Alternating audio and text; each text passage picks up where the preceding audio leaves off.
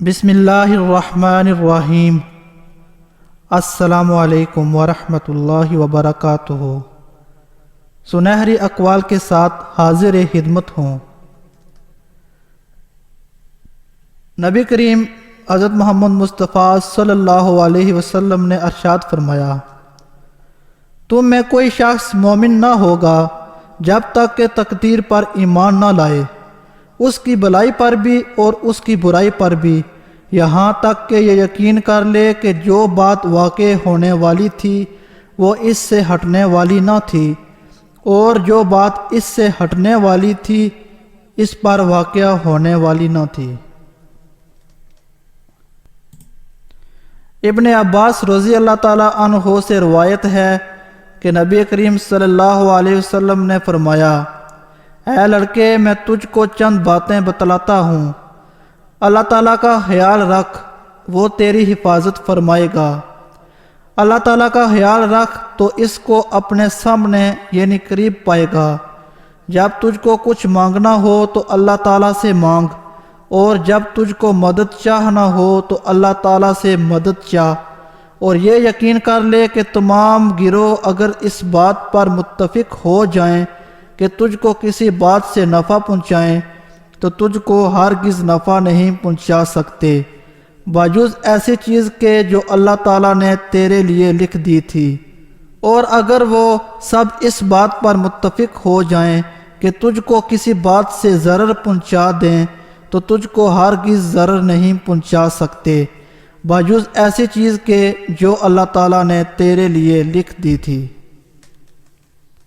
آپ صلی اللہ علیہ وسلم نے ارشاد فرمایا، اللہ تعالیٰ نے تمام بندوں کی 5 چیزوں سے فراغت فرما دی ہے، اس کی عمر سے، اور اس کے رزق سے، اور اس کے عمل سے، اور اس کے دفن ہونے کی جگہ سے، اور یہ کہ انجام میں سعید ہے یا شقی۔ نبی کریم صلی اللہ علیہ وسلم کا ارشاد مبارک ہے، کسی ایسی چیز پر آگے مت بڑھ جس کی نسبت تیرا یہ خیال ہو کہ میں آگے بڑھ کر اس کو حاصل کر لوں گا، اگرچہ اللہ تعالیٰ نے اس کو مقدر نہ کیا ہو، اور کسی ایسی چیز سے پیچھے مت ہٹ جس کی نسبت تیرا یہ خیال ہو کہ وہ میرے پیچھے ہٹنے سے ٹل جائے گی، اگرچہ اللہ تعالیٰ نے اس کو مقدر کر دیا ہو۔ آپ صلی اللہ علیہ وسلم کا ارشاد مبارک ہے،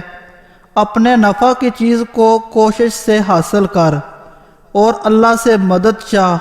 اور ہمت مت ہار، اور اگر تجھ پر کوئی واقعہ پڑ جائے تو یوں مت کہہ کہ اگر میں یوں کرتا تو ایسا ہو جاتا، لیکن ایسے وقت میں یوں کہہ کہ اللہ تعالیٰ نے یہی مقدر فرمایا تھا، اور جو اس کو منظور ہوا اس نے وہی کیا۔ نبی کریم صلی اللہ علیہ وسلم نے ارشاد فرمایا، آدمی کی سعادت یہ ہے کہ خدا تعالیٰ نے جو اس کے لیے مقدر فرمایا اس پر راضی رہے، اور آدمی کی محرومی یہ ہے کہ خدا تعالیٰ سے خیر مانگنا چھوڑ دے، اور یہ بھی آدمی کی محرومی ہے کہ خدا تعالیٰ نے جو اس کے لیے مقدر فرمایا اس سے ناراض ہو۔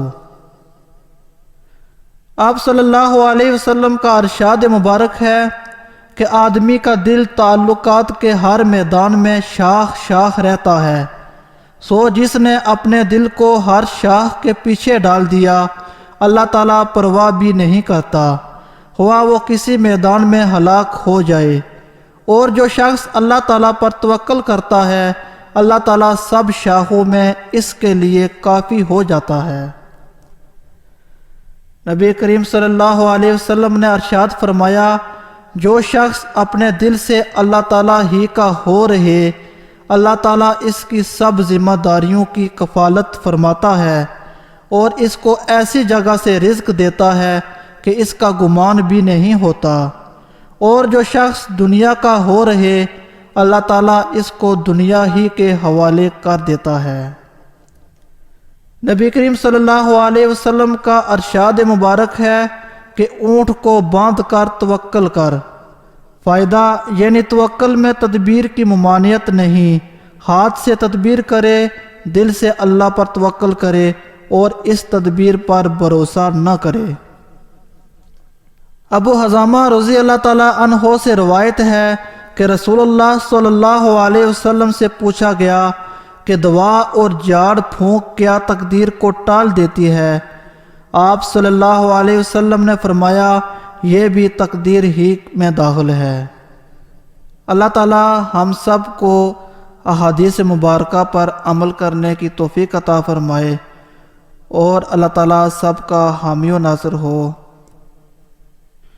مزید سنہری اقوال سننے کے لیے میرے اس چینل کو سبسکرائب کریں، ساتھ ہی گھنٹی کے بٹن کو ضرور دبائیں اور شیئر بھی کر دیں۔